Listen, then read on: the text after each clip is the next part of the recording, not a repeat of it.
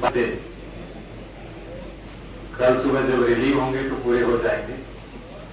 इस विदाई समारोह में मेरे परम प्रिय सेवा में आने से पहले मेरे मित्र और मेरे छोटे भाई की तरह हैं, और यहाँ पे हमारे कप्तान साहब कृष्णा, जिसके बिना मन भी नहीं लगता है मेरा बिल्कुल। हमारी स्थिति ऐसी है कि डेली 3-4 बार तो फोन पर बात होती है, यानी ऐसा कुछ होगा ही नहीं। इनके यहाँ कोई व्यक्ति आएगा तो मेरे पास, यानी जन सुनवाई में कम से कम हम 3-4 बार फोन पर बात कर लेते हैं इन जनरल, और दिन में भी 1-2 बार बात तो हो जाती है, और सप्ताह में ज्यादा नहीं तो 4 से 5 दिन हम कहीं भी फील्ड विजिट में जाते हैं, हम साथ ही रहते हैं। चाहे पुलिस का कार्यक्रम हो, प्योर पुलिस का हो तो भी हम साथ रहेंगे, प्योर प्रशासन का विकास का हो तो भी कप्तान साहब साथ रहेंगे, यानी 100% कार्यक्रम में हम साथ रहते हैं। बहुत कम होता है जब अवेलेबिलिटी नहीं है, या डीआईजी सर्विस पे आए हैं, या कोई वीसी चल रही है, अन्यथा हम हमेशा 2-in-1 के रूप में रहे। जैसे हमारे कप्तान साहब, मेरी बैचमेट अंजू, जिनके बारे में परिचय कम है सभी का।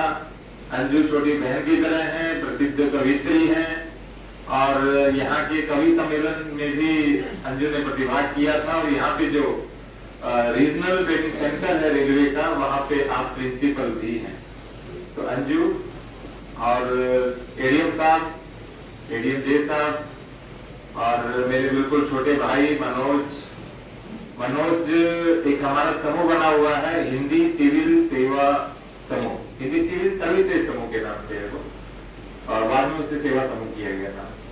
तो उसमें मनोज भी हैं, तो मनोज से परिचय मेरा पुराना है, और बस भेंट यहाँ हो पाई, लेकिन बात होना या मैसेज होना वो हमारा पहले चलता रहता।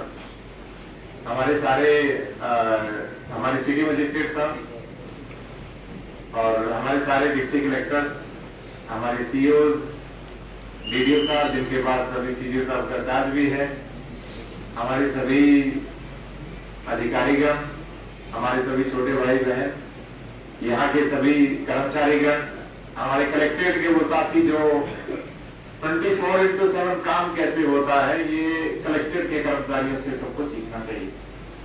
चाहे लड़का है या लड़की है, मेल है या फीमेल ऑफिसर है, सभी सुबह से लेकर रात तक लगे रहते हैं। और पुलिस और प्रशासन की यही विशेषता है कि वो 24/7 पब्लिक सर्विस के लिए हमेशा देते हैं। आलोचना भी होती है, प्रशंसा भी होती है, लेकिन बिना किसी की परवाह किए हमेशा सेवा में लगे रहना, ये कलेक्ट्रेट की और पूरे पुलिस और प्रशासन विभाग की विशेषता है। बाकी विभाग तो फिर भी छुट्टी में रह सकते हैं संडे को, लेकिन हमारे लिए तो संडे भी भाग्य में नहीं होता, और लोक सेवा की यही विशेषता भी है। आज हम बात करेंगे, जब मैंने ज्वाइन किया तो मनीष बंसल सर के माध्यम से बहुत सारी चीजें मैंने यहाँ पे जानी, और मेरे पूर्वाधिकारियों में जो था, जो धरोहर, जो मार्गदर्शन और जो कार्य किए हमने, उन्हें आगे बढ़ाने का प्रयास किया। मनीष सर ने बहुत अच्छा कार्यक्रम चलाया था, ऑपरेशन चमक। वो कह के गए कि राजेंद्र इसे पूरा करना। हमने 100 उन्होंने बनाए, उसके बाद 100 फिर हमने और बनाए, क्योंकि सर का सपना था कि जो कार्य उन्होंने किया वो हमेशा चलता रहे। वो आज भी चल रहा है, और मुझे पूरा विश्वास है वो आगे भी चलता रहेगा, जिसमें आंगनबाड़ियों को सुंदर करना था। इसी तरह से इंटीग्रेटेड कलेक्ट्रेट का श्रेय अभी कह रहे थे कि भी हमारे आने पर हुआ, लेकिन मनीष बंसल सर ने पूरी भूमि क्रय करके आधार बना करके हमें दे दिया था, और जो आधारशिला उन्होंने रखी उसी को हम सब ने मिलकर आगे बढ़ाया। और माननीय मुख्यमंत्री महोदय जब 7 अगस्त 2025 को जनपद संभल में आए तो इंटीग्रेटेड कॉम्प्लेक्स की घोषणा की, और उसके साथ ही हमारा नक्शा भी पास हो चुका है, बजट भी पास हो चुका है, टेंडर भी हो रहा है, और मुझे पूरा विश्वास है कि आगामी जो हमारे जिलाधिकारी आएंगे, अंकित भी छोटे भाई की तरह है, पुराना परिचय है, राजस्थान के रहने वाले हैं, और आगरा में मथुरा में जब थे तब हम साथी थे। मैं आगरा से गया, वो आगरा आया, उनकी वाइफ आगरा थी, IAS ऑफिसर है, 16 बैच की, क्योंकि अंकित भी पहले IPS रहे थे। तो इस तरह से जो व्यक्ति आता है वो कुछ नई चीजें जोड़ता है, तो हमने भी नई चीजें जोड़ने का प्रयास किया, और अपने स्तर पे प्रयास किया कि बेस्ट टू बेस्ट करें। जब मैं पहली बार आया तो मुझे प्रथम